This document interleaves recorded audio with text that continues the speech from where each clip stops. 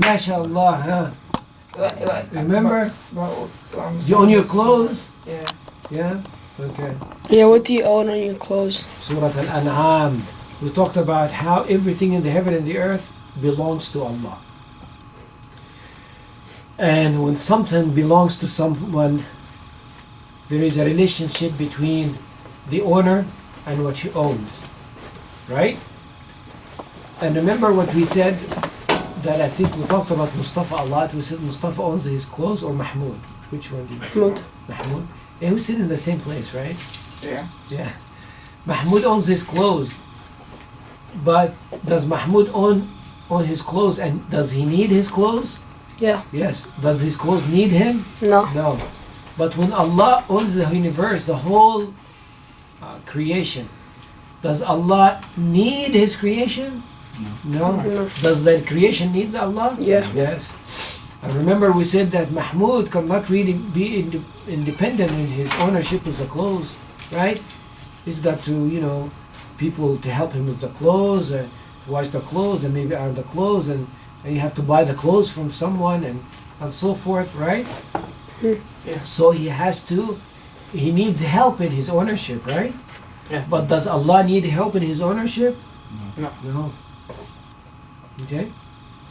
So now, we came from that understanding that everything in the heaven and the earth belongs to Allah, and everything needs Allah, and everything that is happening in the heaven and the earth happens with the will of Allah. So when Allah commands for something to happen, it happens. Exactly at the right time, the right place, the right condition. Okay? There is nothing that happens by chance. Everything happens exactly as it is designed to happen. There is nothing happen by coincidence. When a leaf in the fall time falls in the ground, and you see the air is taking it and moving it right and left, it will end up exactly how Allah designed it to end up. It is written in a book when the leaf will fall, and how it falls, and where it ends up at the end. Okay? So everything in the heaven and the earth designed by Allah, and with a specific way. Now, when something happens, you tell me, when you want to do something, what qualities should you have, or what qualities do you have to be able to do what you do? Intention. Intention, okay. That's before you start moving. But what quality do you have when you start doing something? Let us say you're going to write a paragraph. Okay? Tell me what qualities you should have. Writing skills. Before that. What you gonna write about? Before that. A pencil. Oh, no, that's not cool. That's quite, that's fine. You're holding a pencil. Knowing Paper. How to write. Huh? Knowing how to write. Knowing how to write? Okay. Paper. A paper. Table. A For something to table. write on. A table. A place to write it. A place to write it. But what about you? Tell me about you. You need to have Knowledge. A topic, a theme. A mind. The knowledge. You have to have a mind. You have to have a knowledge. You have to have some kind of a power. Power, why? Because you're holding the pen and moving. Right? That's a power. Right? Yeah. Okay. Things that you don't quite think about.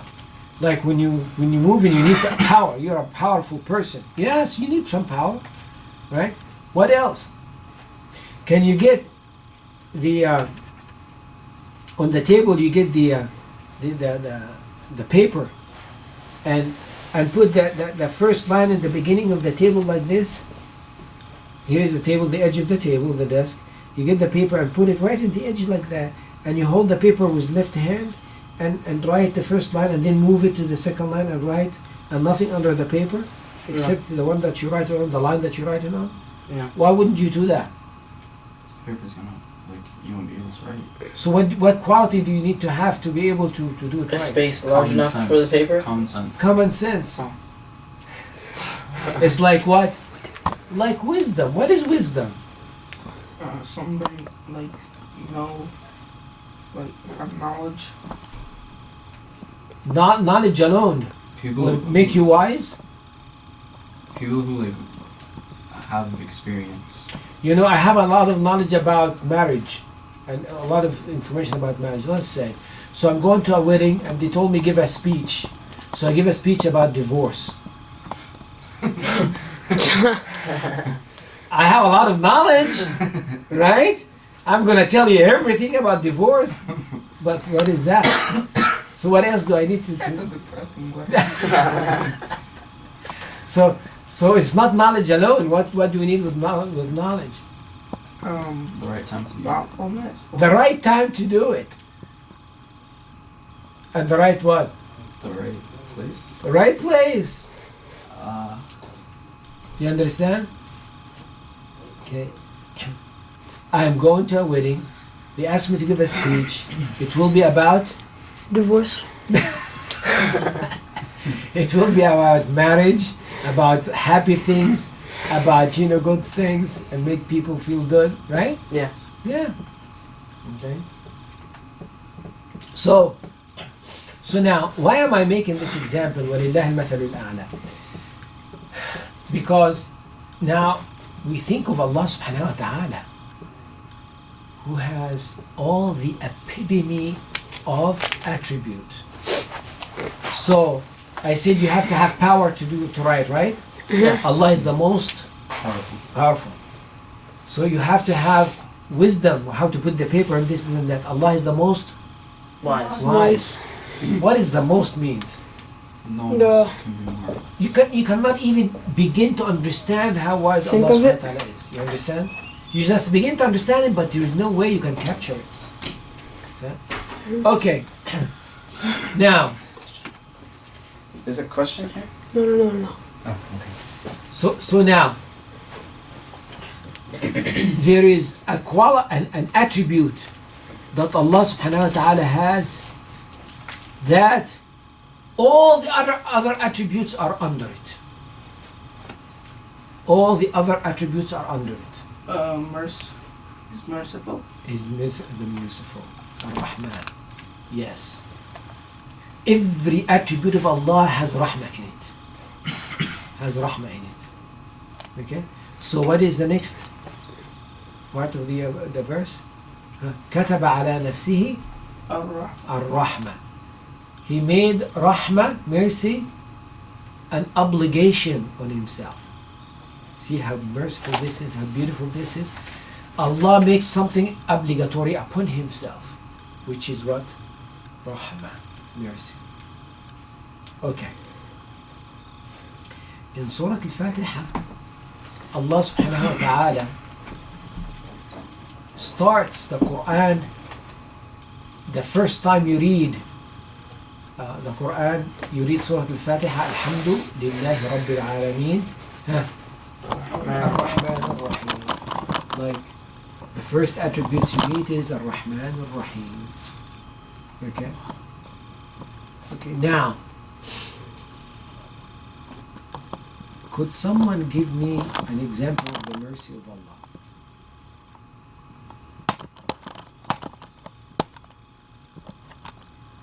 Giving us life. Given us life. Okay. Life is merciful Allah. What else? Like he could have destroyed all the people that are non-Muslim and stuff, but he didn't. He gives them a chance. So he gives the chances to those who are disbelievers. Okay. He forgives. He forgives. He's the most forgiving. But you're going to give me all the attributes has rahmah in it. He's loving. No, give me an example of the rahmah of Allah. An example. Something tangible. He created sleeping. You can sleep and rest. You could sleep and rest. Isn't this rahmah? Yeah. Can you imagine if you cannot sleep, what would happen? He'd Die. be tired. Tired. Yeah. You'll be a zombie most likely. Yeah. Huh? What else? He gave us like places to live, like houses. Oh, he gave us Places to live, the whole earth, I'm telling you. Gave us something. The planet to live on. Alright, give us food. I was gonna Food say to that. eat. Gave us knowledge. Knowledge we have, huh? I was gonna say the food thing. Yeah, the Oh, food thing. rain. Yeah. Huh? Rain. Rain, water. Huh? I think the biggest one is knowledge. Knowledge. Because, like, What separates us from animals is that we have the Yes. ability to choose. Yes. Okay, but now I have a problem. Feelings. I have a problem with what you're saying. What you said is good and right, but there is something missing here. What you said, everything shares. Does it? Okay. Everything share what you just said. The animals, they share what you said. They sleep, they eat, they drink, this, have a place to stay, all of this. The fish in the sea, the same thing. The kafir, the disbelievers, the same thing. Should we say the rahmah of Allah reaches disbelievers? yeah. Very good. So now, is there something missing here? Like what? Can you tell what I'm getting at here? Are you equal to a disbeliever? No. No. We get more in the hereafter. Isn't it? It must be the rahmah of Allah cannot be equal with the disbelievers, right? Right. Okay, that's good. Abdelhady said, in the hereafter, the believers get a special rahmah. But and by the way, that is what Ar-Rahman Ar-Rahim means. Ar-Rahman is the merciful, Ar-Rahim the specially merciful. Okay, so but there is an issue here. Dunya Rahim al-Akhirah? Or is it the other way around? Well, but if we say specially merciful, it does not have to do with al-akhirah only. It has to do with this life as well. Because I'll be living in this life, worshiping in this life, and some people who are gambling and drinking and all of this, and I'll receive in this life the same rahmah as they are. Like making. It has to be something special. Like making drinking haram, so we don't get like our bodies don't get damaged from it. But again, example of how the mercy reaches you, how it reaches you. I understand what you're saying. So it'll be in a good condition. So the rahmah that Allah put on us is special, giving us the knowledge of the do's and the don'ts. You do this and you don't do so, our life becomes better. Good. What else?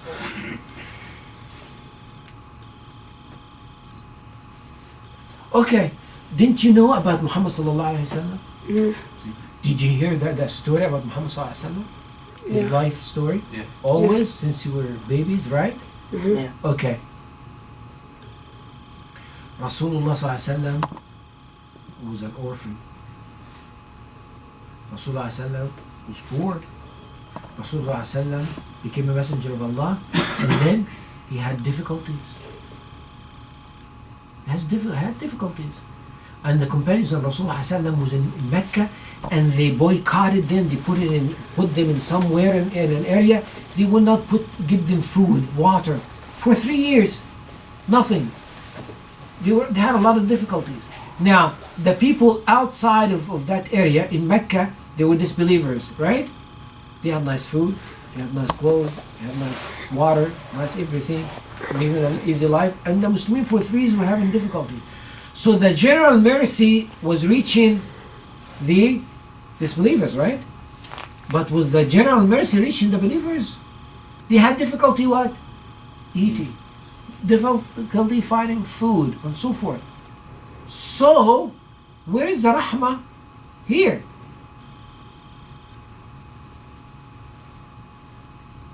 Yep. Oh well, the disbelievers are gonna go to hellfire in the end.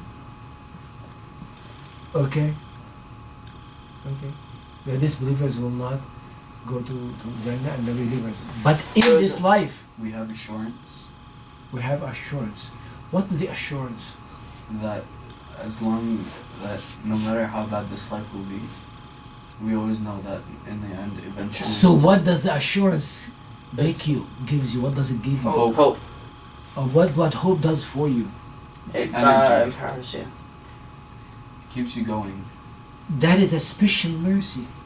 Excellent, that's a special mercy, right? The disbelievers do not have. Let me give an example. You know Rasulullah sallallahu alayhi wa sallam. Rasulullah Muhammad sallallahu alayhi wa sallam. Remember when he left Mecca, went to Ta'if to give them da'wah, and at Ta'if they refused him, they stoned him, they killed him with stones. He had to leave Ta'if, could not go back to Mecca. Imagine Muhammad sallallahu alaihi wasallam, the one who is the most beloved to Allah subhanahu wa ta'ala, and he's doing the best work on earth to give people the knowledge about Islam. And the people of Mecca pushed him out, the people of Ta'if pushed him out, and he has no place to go, and he's bleeding because people are stoning him. So you think that the person who is the most beloved, doing the best work, would have the best time, right? Right? But yet he's having a lot of difficulties. Does that mean the rahmah does not reach Muhammad sallallahu alaihi wasallam? No. No. Rasulullah sallallahu alaihi wasallam was in the rahmah of Allah, a special rahmah. Who would know it the most? Who would know it the most? Yeah. Rasul sallallahu alaihi wasallam and Allah subhanahu wa ta'ala. You understand? So what I'm telling you is, you could see Muslimin who are on the right path, doing the right thing and so forth, and doing the work of Allah, and they will go through a lot of difficulties. But you never think that the rahmah of Allah is not with them. It is with them more than anyone. Why? Because Allah is close to them, and they're close to Allah because of what they're doing. Do you know what happened at that time? When Rasulullah left Ta'if, and he could not go here or there for a while. The angel asked him to just like smash the mountains. Right, yeah, bring the two mountains together. Muhammad said no. Maybe from their children their children will grow to become Muslims. And and they did right now. Ta'if, they're a Muslim place, right? So the people of Ta'if now, they're saying we are the answer of the dua of Muhammad sallallahu alaihi wasallam. Also, the jinn came around during that time, that period of time, and listened to the Quran as it was recited, and they accepted Islam. They came, some of them went to their people, meaning people the kind of jinn, and they brought them to Muhammad sallallahu alaihi wasallam, and they accepted Islam. So mankind, they rejected Rasulullah sallallahu alaihi wasallam at that time, but who believed? The jinn. Who knows now this? Only? Us. Now, yes, but at that time, at that time, Rasulullah sallam, the jinn and Allah, right? Okay, that's so special, right? Okay, Muhammad sallallahu alaihi wasallam went to sleep. Okay, after what happened on Ta'if, he was able to go back to Mecca, and at night, Jibreel alayhi salam came to Muhammad sallallahu alaihi wasallam, took him up to Isra and Mi'raj. You know the surah about Isra and Mi'raj? When Rasulullah sallallahu alaihi wasallam went up and went to the heavens and so forth. Okay, and went to Bayt al-Maqdis and prayed with all the messengers of Allah, and came back to Mecca at night, before dawn. So, does anyone know about this? No. No. Now, people are giving Muhammad sallallahu alaihi wasallam a hard time, but Rasulullah sallallahu alaihi wasallam, the special mercy, took him to Allah, took him to see the messenger, took him to pray as an imam to all the messengers. You understand? That's a special mercy, very special mercy. Okay. Don't you sometimes see, and this is for you guys, don't you sometimes see kids like you little things happen to them and sort of devastates them. Little things, you know. We'll be crying, doing this, or in a bad mood, hitting stuff. Why? Because my shoes I just bought it and something went on it or something like that, right? Yeah. I met people like that.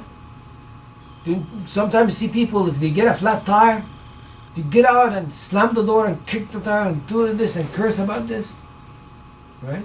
Yeah. And sometimes you find some brothers or sisters, they having so much difficulties, and you find what? Smile their face. Okay? What is the difference between the two? The difference is what's happening in the chest. In your chest, when you take in things and take it easy, and Allah put peace in you, and things will be very difficult, but you take it in an easy way, that is a special mercy. Because Allah subhanahu wa ta'ala told Muhammad sallallahu alayhi wa sallam, when Allah was telling the benefit that Allah has given to Muhammad sallallahu alayhi wa sallam, the first one he said is, Alam nashrah laka sadra. Then we put ease in your chest. That means that ease in the chest of Muhammad sallallahu alayhi wa sallam was so special. Was so special. And made him to handle any kind of difficulties. Right? Okay. That is a special rahmah. That is a special rahmah. That one who is not close to Allah does not get it. Okay. Let's talk about someone else who has very close to Allah, had a special rahmah, special mercy, and had so much difficulties. Maryam alayhi salam. Okay. What was so special about Maryam when she was young, before she got pregnant? She was patient. Oh, she was pretty.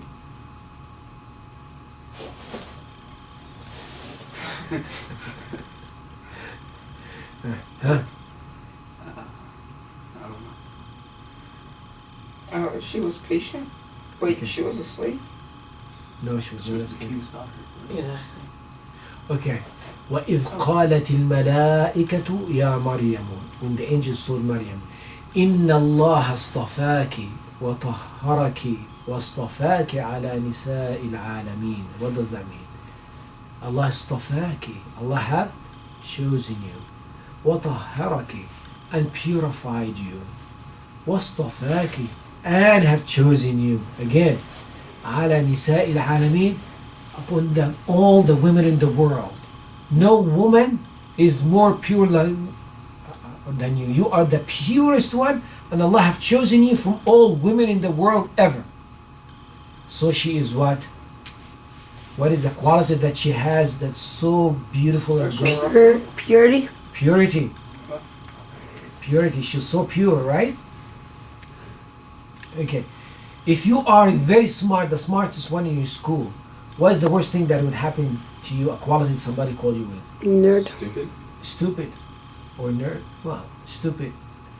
You know, you're getting straight A's, you passing this, you doing that, you broke all the records, and they call you a stupid one. What is that? Okay. So, Maryam alayhi salam, she was the most pure, and what did they call her? Ugly. What did they accuse her Ugly. with? Of being Lying. adultery. Adultery. Because she had a son without Being married. being married, without a husband.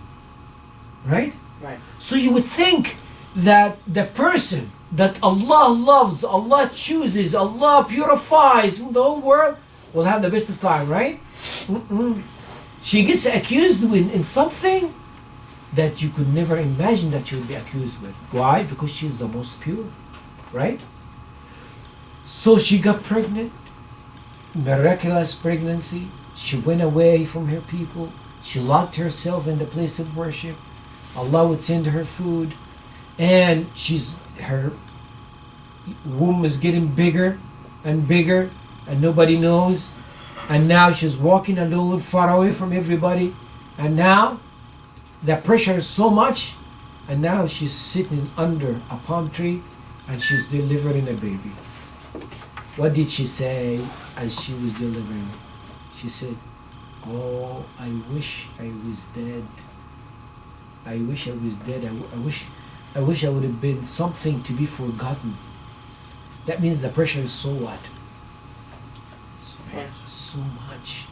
You know that pressure of delivery and pressure of what she's going to do now. She's going to have a baby, walking around with a baby, right? So what happened? Where did the special mercy came?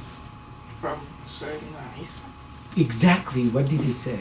He said, he like talked and told the people, like told. Before the people. Oh. Before the people. As He soon as told, she don't delivered. worry. Yes. Do not be sad. The first thing he told her, do not be sad. In the most of tafsir, the one who said that was Isa alayhi salam. Okay, say, do not be sad. So now, the perception is she's having so much difficulties. The mercy of Allah is not reaching her. This is the perception. But the reality is what? She having a very special mercy. Okay? And then he told her, don't worry, don't be sad. There's water under you. Drink the water. Hit the palm tree with your hand. A date will drop. Eat the date. Eat and drink and be calm. And then now she's thinking, but eventually she's going to meet her people. What is she going to say? She's carrying a baby. Then he told her, when you see people, say, I am fasting from talking today. I'm not going to talk. So she knew that he was the one who's going to talk about and clear her from this. So she went to her people. They said, how could you? How would you do this? So فَأَشَارَتْ إِلَيْهِ, she pointed at him. They said, how could we talk to a baby in the cradle? He said, Inni Abdullah. I am the servant of Allah. Atani al-kitab, give me the book, and so forth. And he talked in the grave. The point here, the special mercy came to Maryam alayhi salam. Okay? When the most difficult issues came upon her, that no one would experience like this in the whole world. Okay? Rasulullah sallallahu alayhi wa sallam, his manners was the best. He said, I came as a messenger to perfect the best of manners. And they said that he was crazy. What is a crazy person? Someone who doesn't think right. Does not think right. So what would he do? Make irrational decisions. So he would make the wrong decision. Yeah. So he will do the wrong thing in the wrong place at the wrong time, right? Right. Okay? Because he's crazy. His mind is not working right. What is the one who has the best of manners? A sane person. Who does what? Makes the right decisions at the right place and the right time. Right? So when Muhammad ﷺ said that he has the best of manners, and they call him Crazy. crazy. You understand that? Yeah. You understand that? So what I'm telling you here is, guys, the special mercy to you as Muslimin, it doesn't mean that you're gonna have, nice this and nice that, and good this and good that, and have no problems. Not necessarily. It could mean the opposite. The more special you are, the more difficulties you're going to get. But the more difficulties you're going to get, the more special mercy you will receive. Do you understand that? Yeah. Okay? This is very special understanding, guys. Very special understanding. Okay? Because the one who doesn't understand that from the outside looks at the disbelievers and says, look at how they're having this and that. And look at Muhammad sallallahu alaihi wasallam, he's having difficulties, having this, and what is that, right? They do not understand what is the reality. They have only a perception. So, you look at the life of Muhammad sallallahu alaihi wasallam and the environment. When Muhammad sallallahu alaihi wasallam became a messenger of Allah, and he went to Medina and built the masjid. Okay, tell me what happened. Did the environment change? Yeah. How? People welcomed him. Okay, but the environment. Okay, who let me became put it Muslims. this way. Let me put it this way. When we say,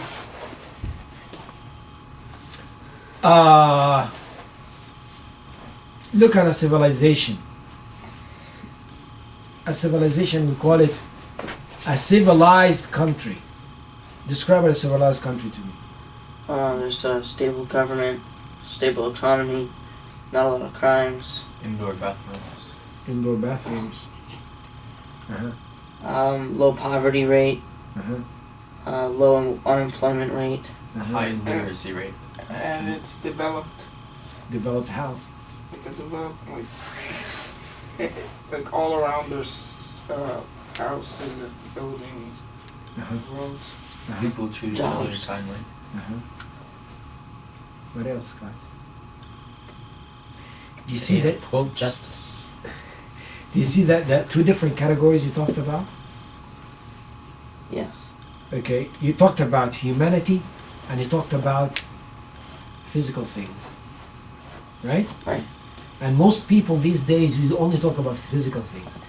A civilization that you have music, you have the arts, you have lofty buildings, you have good cars, you have this and that, and this to them is civilization. But you look at the life of Rasulullah ﷺ, in a physical way, in the environment, was the same. When he became a messenger and then after he died, or when he died, nothing much changed. There were still outdoor bathrooms, right? Yeah. There was still, the masjid is still, when it rains, the rain comes into the masjid, right? Very primitive. They would get the cat out, before the prayer, and clean it up. Just The brush cat. it. Huh? The cat. Cat, yeah, if it's open, cats will come around with things like that, yes. A cat is a feline. The masjid Usually was made domestic. from palm trees. Okay, palm trees, as columns, and then just leaves on top. You understand? And yes, there was some mud brick. The wall was mud brick. You understand? So the point here is, Rasulullah ﷺ and the companions were the most civilized people in the world, ever in history. The most civilized people in history. But their life, when they were ignorant people, to the time, of course, the companions, and the time became the best people, physically, the environment around them was the same. But from the inside, they were different people. They changed completely. They knew what to do, when to do it, and how to do it. As Abdelhady said, the money matters, the poverty race, this and that. They knew what to do to make a human being, make a difference in the life of a human being. You understand? Guys, sometimes we say, Muslims, we are the first one who made indoor plumbing. And I go, okay. We're the one first built the best domes in Europe. Okay. Don't forget algebra. You understand? Oh, it's okay. You wanna do, but I can tell you. Well, the Pharaoh built something better. Pyramids. We don't know how it was built. That's how miraculous it is. But guess what? He's in his grave in hellfire right now. Right? We know that for sure. So that did not help him any. The point I'm making here, I'm not putting, the idea of advancement, physical advancement, I'm not putting it down, boys. No. It is good that you become knowledgeable and make a difference in the life of people, physical differences and so forth, make life easy for people. But I'm saying, but that is not the issue that would make a difference in humanity. What makes a difference in humanity and makes a difference in the hereafter is who you are from the inside and your relationship with Allah and the manners that you carry that Rasulullah ﷺ showed us. Okay? That is how you receive the special rahmah. Okay? You find people who look at the physical things, okay, and material life, okay, they don't have the special rahmah. So from the outside, you get the perception that they are really having but they are getting the general rahmah, right? but the special rahmah they're not getting. So if you get the special rahmah and not much of the general rahmah, that's better. That's no problem with that.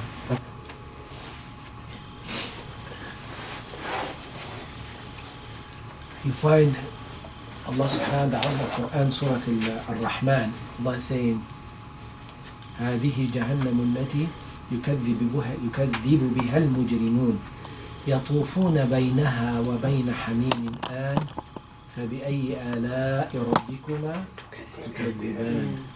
What is فبأي آلاء ربكما تكذبان means? It means like which of these favors that Allah gives you do you like reject or Yes, don't meaning accept? here's all the favors. How could you reject? Okay, when you have the favors of Allah upon you, right? But here is Allah talking about what? Talking about Allah saying this is hellfire. The criminals and the wrongdoers and disbelievers they denied it. They are in it now and going around it in it. And then Allah says, which is the bounty of Allah that would you deny? What bounty is this? His mercy. How? It's punishing people. It's punishing people. Right? So what is the where is the mercy here? I think there's still mercy in it. Yes. That's the question. But how? Wait, They what's the deny. question? Okay, you read Surah Al-Rahman. He's the one who's the Lord of the East and the West. And you see the sea and the treasure that comes out of it. And you see the ship is on it. Oh, what بأي آلاء ربكما تكذبان? Which of the bounty of your Lord you deny? All these good things, right?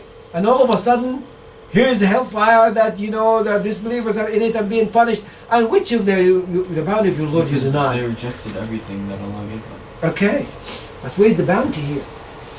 Everything on earth. But Allah connected this with this. What is the connection? When you read it, how do you understand the bounty? When you Like, Allah's reminding you of everything good, but He's also telling you, like, don't forget there's also... MashaAllah. Another word, when Allah reminds you with hellfire, that's part of His mercy. Do you understand that? When Allah reminds you with hellfire, that's part of His mercy. Right? Don't we all understand that? Yeah. Your parents, sometimes they tell you what? Don't do this. You know what I'm going to do. You know this isn't Real right. consequences. Yeah. Yeah, because of what? The rahmah. Because they don't want it to happen to you. Exactly, right? Okay, listen now. Like after you understood this, if you get somebody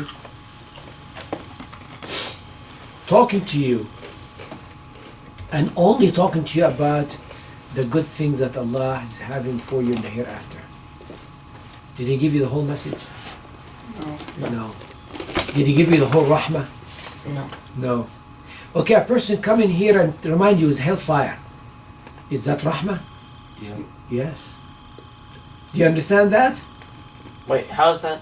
Because He has remind you with hellfire, so you'll be aware of it. He hasn't told you what happens in there. All you know, if you don't know what the hellfire is, it could be a good place. Well, no. He didn't explain it. No, He was talking to you about the punishment. Oh, of talking hellfire. about it. Oh, Talking okay, about it okay. and so forth. That's coming in and saying. That's part of the rahmah. You understand? Part of the rahmah. Okay? Because I don't want you guys sometimes, sometimes people when they hear about the punishment and all this, they say what? I'll say like. Why don't you get to talk about something else? You understand? We all need that every once in a while. When you look at the Quran, Allah talks about paradise and then He talks about hellfire. Allah talks about believers and then He talks about disbelievers and non-believers. You understand? Evening out. Exactly, that balance is always in the Quran. Right? We cannot talk about one and not the other. And if someone talks about hellfire all the time, that's not good. right either. You understand? Yeah.